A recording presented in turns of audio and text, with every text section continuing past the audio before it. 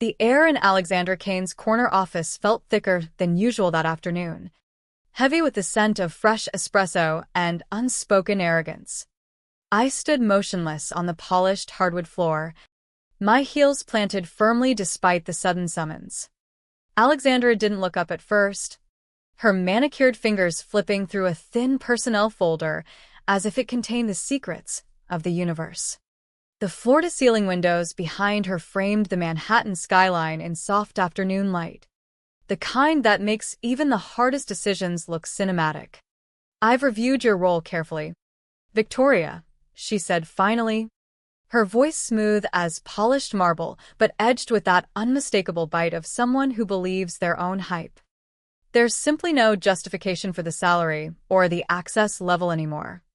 Apex Dynamics is going lean, forward-thinking. Legacy positions like yours, they're liabilities now." She closed the folder with a soft snap that echoed louder than it should have. I didn't flinch. I'd heard variations of this speech before from eager MBAs, venture-backed visionaries, and consultants who mistook disruption for depth. But Alexandra was different. At 38, fresh from a string of successful turnarounds in Silicon Valley startups, she carried herself like she was born to wield a boardroom guillotine. Her tailored navy suit hugged her frame with predatory precision, and the subtle gleam of her oversized watch screamed, "I arrived."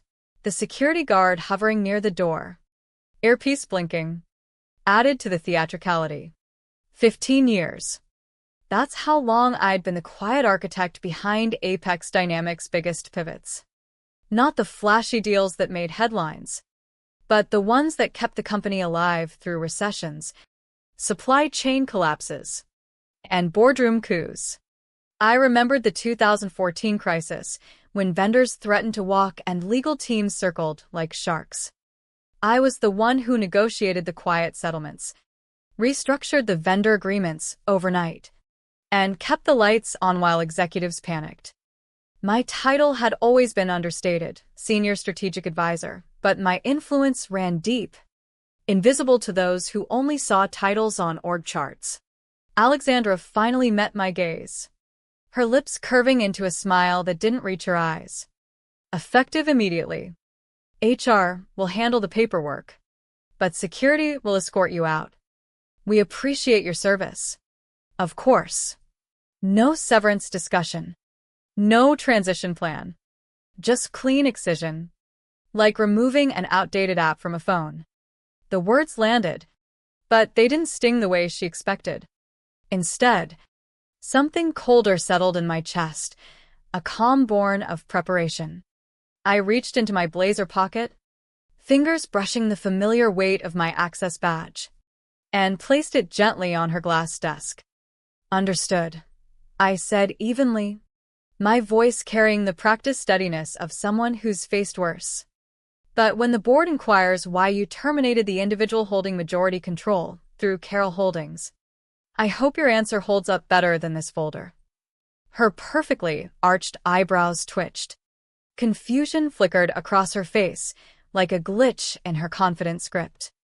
The security guard shifted uncomfortably behind me, probably wondering if he'd need to intervene in what was rapidly becoming more than a standard termination. Alexandra recovered quickly, leaning forward with forced authority. "Majority control? That's not in any of the records I've reviewed. This is a bluff." I didn't argue. There was no need. The truth was buried deeper than her due diligence could reach, layers of blind trusts established during the 2013 merger with Monterist Partners. Founder Harold Delying had feared antitrust scrutiny and hostile takeovers. He'd quietly transferred controlling interest into a series of holding entities, one of which I'd incorporated myself under layers of legal protection. Carroll Holdings LLC held 81% voting rights, dormant until activated by specific breaches. The clause I'd helped draft 8 years ago required board consensus for removing key stakeholders. Alexandra had just violated it spectacularly on her first day. I turned without another word, walking past the guard, who averted his eyes. The long hallway to the elevators felt different now. Every piece of modern art on the walls a reminder of the empire built on quieter foundations than Alexandra's rebrand promised. My mind replayed the day Harold had handed me the final documents in this very building. His voice gravelly from years of boardroom battles. "This is insurance, Victoria. For when they forget who kept the wheels turning.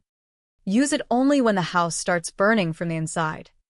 The elevator descended in silence, my reflection staring back with composed features masking the storm of calculations beneath. People like Alexandra mistake volume for power. They believe a corner office and a press release grant them permanence. But real gravity comes from contracts, not charisma. From the slow accumulation of trust and foresight, not the flash of a new logo or viral LinkedIn post. By the time I reached my Upper East Side apartment, the city lights were beginning to twinkle against the dusk. I slipped off my blazer, poured a glass of crisp Sauvignon Blanc, and unlocked the antique oak desk in my study. The combination clicked open on muscle memory: Harold's birthday, my MBA graduation year, the exact days spent untangling the Montuist acquisition chaos. The leather-bound folder inside felt substantial. Pages crisp with notarized seals and embossed letterheads. Flipping through, I found the equity transfer protocols, the proxy assignments, the governance triggers buried in appendices designed to stay hidden. Clause 11C was clear. Removal of a classified stakeholder without full board approval activates emergency majority review. Alexandra's hasty firing had pulled the pin. I dialed Nordstrom Legal, the boutique firm that specialized in these delicate restructurings. Simon answered on the second ring. "Victoria, it's been a while." "Trigger clause 11C, I said simply, watching the kettle heat on the stove. "Notify the board immediately. Full shareholder structure review." A brief pause. Then his measured response. "Understood. This will set things in motion quietly." I hung up and sat at the kitchen island, steam rising from my tea. The next hours would unfold like a chess game played years in advance. Alexandra would continue her purge, directors dismissed, vendor contracts shredded, flashy announcements made. But each action dug her deeper into the breach. The board chat would light up soon. Old allies would recognize the signatures on the documents. The quiet ones always remember. As night fell over Manhattan, I allowed myself a small, private exhale.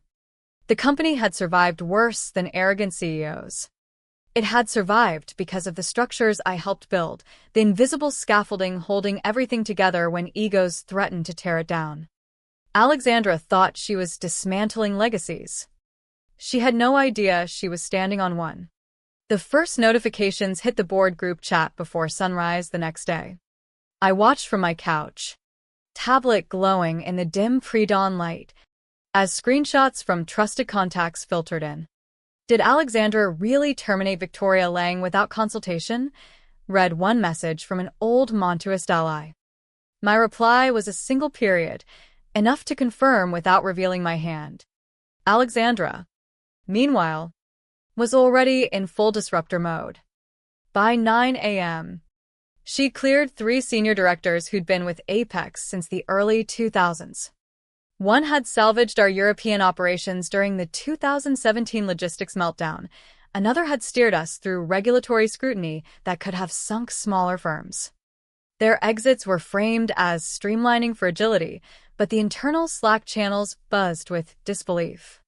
She moved on to contracts next, tearing up a key vendor agreement that contained exclusivity clauses we'd spent months negotiating. The buried penalties would trigger costly disputes within weeks. Then came the rebrand reveal, a sleek new logo unveiled via company-wide email that looked more like a wellness app than a logistics tech powerhouse. Press releases followed, praising her bold vision and fearless leadership. I observed it all from afar, cross-legged on my sofa with a glass of wine, the live stream of her internal town hall playing on mute. Every confident gesture, Every buzzword-laden slide chipped away at her position without her realizing it. The clock had started when Simon emailed the formal request for shareholder review. In corporate governance, time isn't kind to those who ignore foundational documents. My phone vibrated with a message from the compliance officer. What exactly is Carroll Holdings? I left it unanswered. Let them dig. Let the layers peel back slowly. The trust arrangements from 2013 were buried under multiple shells, addresses in Delaware. Nominee directors. Voting proxies assigned quietly to me. It had taken paranoid auditors to even glimpse the edges. And Alexandra's team hadn't bothered. Thursday morning was meant to be her strategic reset. The closed-door planning session had been hyped all week, hand-picked executives. Consultant decks heavy with jargon. A LinkedIn post pre-scheduled to boast about fearless innovation. But when she strode into the boardroom, tote bag swinging like a declaration of war, the atmosphere shifted. Two figures were already seated, the managing partner from Norstrand in his signature navy suit, calmly reviewing a thick binder, and the board secretary with her notepad, logging every detail with surgical precision. Alexandra dropped her bag onto the table. I need this room cleared. The partner didn't look up. You're here to observe. Ms. Kane. This session was convened under Clause 11C of the governance agreement. Emergency majority review. Her laugh was sharp. Too loud for the quiet room. By whose authority? He slid the folder across the polished table. Heavy. Precise. Watermarked pages bearing my name, Eleanor Victoria Lang, on every critical document, Certificate of Incorporation for Carroll Holdings, proxy assignments, trust reallocations signed in 2013, restatements of voting rights. The 81% controlling interest stared back at her in black and white. Her smile hardened. Fingers paused midway through the first page as the legal language sank in controlling interest. Silent majority. Trigger conditions for breach of fiduciary duty. These weren't terms from her onboarding packet or consultant briefs. She had hired PR experts, not governance specialists. The room fell into profound silence. Alexandra stood there, posture rigid, flipping pages she only half understood. The younger analyst nearby stammered. She couldn't have known. This wasn't disclosed. The board chair raised a hand. Ignorance doesn't nullify the protocol. It activates it. As the managing partner outlined the breach chronology, her unilateral firing, without board consensus, subsequent decisions impacting stakeholder rights, Alexandra's confidence cracked visibly.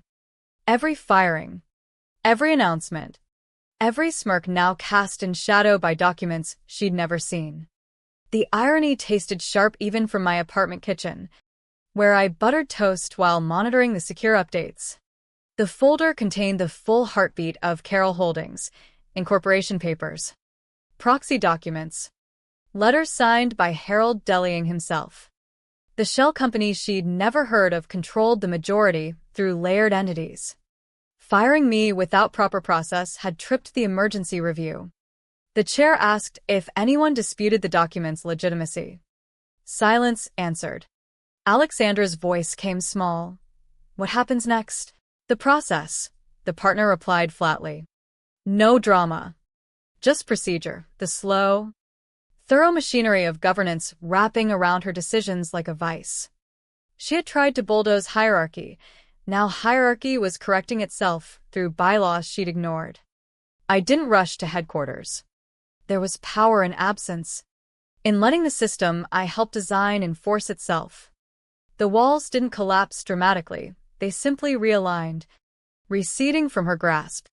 Alexandra stood at the head of the table, trying to maintain posture, but eyes shifted from her to the papers. Behind her, the new logo felt like an intrusion on sacred ground.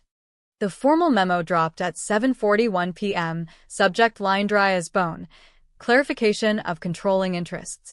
1 page. No attachments. My name bold at the top. No mention of reinstatement because I'd never truly been removed in the legal sense. It was a breach corrected by structure, not vengeance. Alexandra called that night. Twice. I let both ring out, watching the screen illuminate then fade into darkness.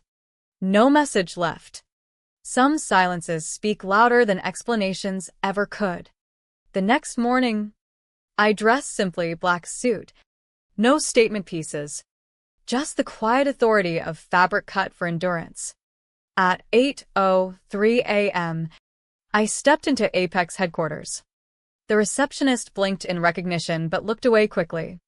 The board chair waited in the atrium, holding the elevator door with one hand. He nodded once, a gesture carrying decades of shared history and realignment. The elevator ride-up was wordless. When the doors opened onto the executive floor, Alexandra stood frozen mid-conversation in the lobby. Her eyes widened at the sight of me walking through with the chair at my side. "You can't just," she started, voice rising sharply. I held up the new credentials, the director-level badge granting voting rights. "I'm not staff anymore, Alexandra. I'm governance." Heads turned throughout the lobby. Executives paused mid-step. Assistants froze. The vending machine attendant stared openly.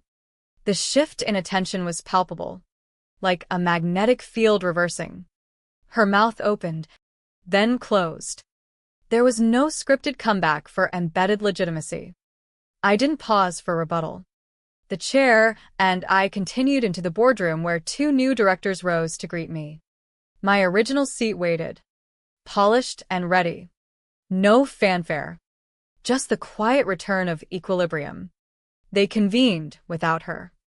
The room felt steadier without her perfume or the clatter of consultants' laptops. 12 people. 12 votes. The chair cleared his throat and read the motion. Immediate suspension of Alexandra Kane pending full fiduciary review pursuant to Clause 11C and related stipulations. The vote passed unanimously. Even those who'd initially applauded her decisiveness raised their hands without hesitation. Legal prepared the standard language by noon, the regretful phrasing. Neutral tone. The board regrets the oversight. Steps taken for compliance. They sent it for my review. I declined to comment or sign off with any flourish. My interest lay in structure, not narrative. I walked into my restored office and requested one person. Lena Brooks, 32. VP of Strategic Operations. Sharp-minded. Trustworthy, with silence. I'd mentored her quietly for 5 years. She arrived promptly. Eyes curious, but steady. "I want you as interim CEO," I told her. "You'll decide what stays and what goes. I'll be watching, but the reins are yours." Her eyes widened briefly, but she nodded once. The board approved within the hour. Alexandra was informed privately, HR meeting. Signature. Escorted exit with security 3 paces back. No screams. No pleas. When power realigns this thoroughly, resistance dissolves. The cameras miss the moment. No press waited outside. Just elevator doors closing on someone who'd mistaken noise for permanence. I sat by a window in another wing, watching clouds drift over the city. The press release later was sterile. Leadership transition. Strategic review. Commitment to stability. Markets barely reacted. Staff absorbed it quietly. In that unbroken silence, my legacy endured, not through roaring, but through the system I'd reinforced. Weeks passed. The storm didn't rage. It evaporated entirely. Operations smoothed out without grand proclamations or synergy memos. Metrics stabilized. Teams focused on delivery rather than optics. The quarterly governance disclosure dropped on a Tuesday. Often overlooked. This one wasn't. Carroll Holdings appeared plainly as the controlling stakeholder. For the first time in a decade, the ownership was visible by design. Whispers turned to internal headlines. Executives who'd backed Alexandra's cuts reread old documents carefully. HR introduced new onboarding training with a bold slide. Never underestimate the quiet ones holding the real keys. Word reached me that one of Alexandra's prized consultants had applied for a junior role under Lena. The same consultant she'd once dismissed internally as green but sweet. Perceptions shift fast when control changes hands. I didn't intervene. Lena would decide fairly. One morning in my garden, coffee in hand, I watched Lena's flawless quarterly update on my tablet. Calm metrics. Named acknowledgements. No fluff. The board watched attentively. Investors listened. I exhaled deeply. Jasmine bloomed early. The air carried stillness. I had never truly left the company. They'd simply forgotten who owned the foundations. The question lingers in quiet moments, in a world that rewards flash and disruption. What happens when the quiet structures built over decades finally assert themselves? Alexandra chased headlines and titles. Believing power was seized loudly. But true authority waits in contracts, in foresight, in the patient architecture that outlasts egos. Did she learn? Perhaps in her next venture. Or perhaps the lesson remains unheeded, as so many do in corporate America. Months later, Apex Dynamics hummed with renewed steadiness. Lena's leadership brought balance, decisions rooted in data, not drama. Vendor relationships mended. The rebrand quietly faded, replaced by pragmatic updates that honored the company's history.